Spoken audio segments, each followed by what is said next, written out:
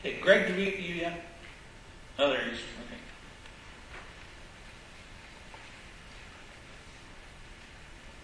First, I'd like to thank you both for being here. It's so hard just to find one night free in our lives for something like this. I can imagine you guys are putting in 12, 14-hour days, and we admire you for it. It means a lot to us. And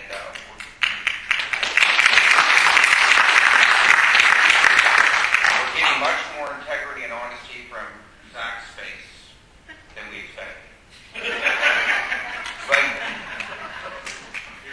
that being said, there's a growing wave of discontent across this country, and it's wanting to change things. And it's figured, rightfully or not, they figured that the Democratic Party is DOA because they're just not. You can't change them from within because they're rotten from within, in my opinion, and many people's opinion. Our problems are, as we work to make changes, try to bring integrity back into the system, we run into the resistance of the Washington machine. And my question is, and I think it would be more for Senator Gibbs, because I'm a lifelong Republican, and I want to be very, very careful how I word this, because I don't want Joe to go back and say Republicans. Robert Gibbs hates Republicans.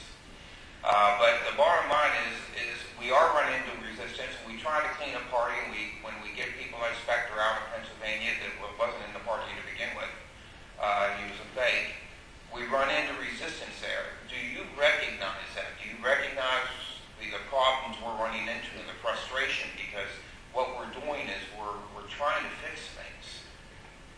Well, what's really exciting, it started February 2009 after they passed the stimulus. American people started waking up. They started realizing we can't spend and borrow money we don't have. We can't do it in our own households or businesses. And it's exciting because historically, if you look back in the history of this country, we're kind of like a sleeping giant. And if things get bad enough, people start waking up, and then Americans historically do the right thing. And I think they're going to do the right thing in 22 days. Yeah, 21 days, I guess. So, that's part of what this representative democracy is all about, is listening to the people. And I've learned a lot in this last year to run for this office. It's been over a year now. And it's been listening to people like yourself, and we're all waking up. I tell you, 2 years ago, 3 years ago, I would never have dreamt what could have happened in the last 18 or 19 months. It's happened, and it's scary. I talk to people all the time. They're scared, they're frustrated, they're angry, and they're waking up. And the challenge we have, there's a lot of people out here that think things are going good. They think it's great that the health care is going to be free and all of this. They just don't have the same frame of mind that we share. And sometimes I just shake my head and I get in some discussions with some of these people. And there's a lot of people out there that don't think the way we do.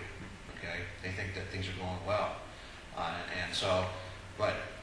I've had the discussion with John Boehner, Eric Cantor, all of them, and the Pledge to America they came out with, Mike Pence and everybody, it says, we're going to cut the spending. All this problem goes back to the deficit spending. When you think about it, it's a national security issue because we're borrowing money from China. More and more of our revenues that we do have to go to the federal government has to go to service of debt.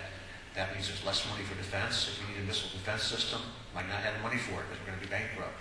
So it's a national security issue. When we have bigger and bigger government and more intrusive government, like we're seeing now all of a sudden, that means that's an erosion of our God-given constitutional freedoms. And so that's why I talk so much about the economy and jobs, because if people aren't financially secure as Americans, that's an erosion of our God-given liberties. And that's why it's so important to turn this around, and it starts with the deficit. That's where it starts. And so my commitment to you all, and I'm saying this everywhere I go, 3 things. We've got to get the spending under control. We can't spend and borrow money we don't have. We've got to roll back these massive tax increases. I have full faith in the private sector that will do the right thing when we unleash them, get out of their way. And we're getting bigger government. We've got to cut this government down. And we do need some regulations. This is in a free market capitalist society, but they got to make sense. and not just have regulations to keep some bureaucrat in Washington employed. And I got to tell you, I was in Washington a couple of weeks ago. They aren't living in a bubble there. 4% unemployment. They were asking me, like, what are you hearing out there? And it's like, you don't know what's going on, do you? They're in a bubble there, and so we got to send people there that have business experience, life experience, and know how to change things. But we got to get this deficit under control because that's the root of the problem.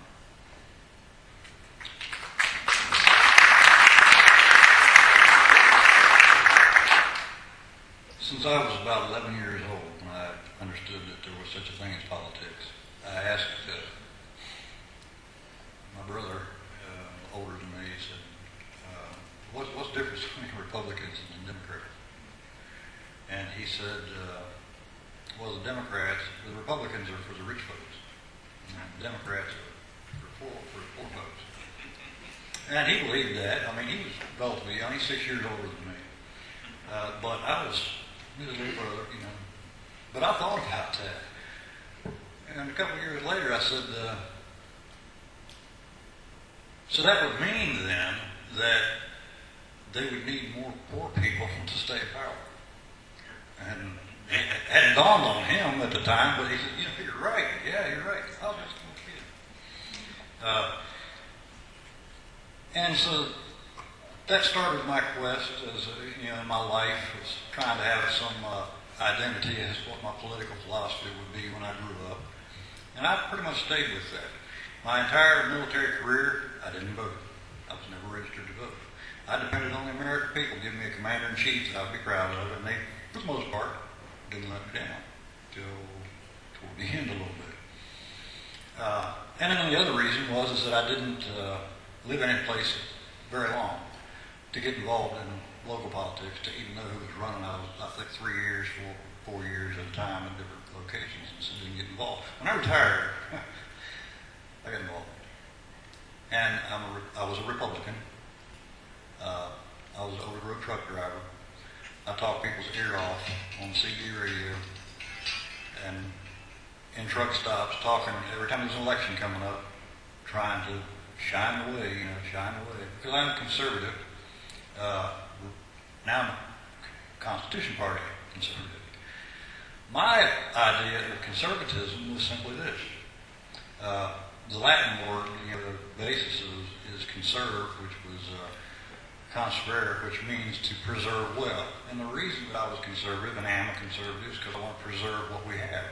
And what is that? It's the U.S. Constitution. That's what this country was founded on, or was the principles that are expressed in the Constitution for what we're founded on.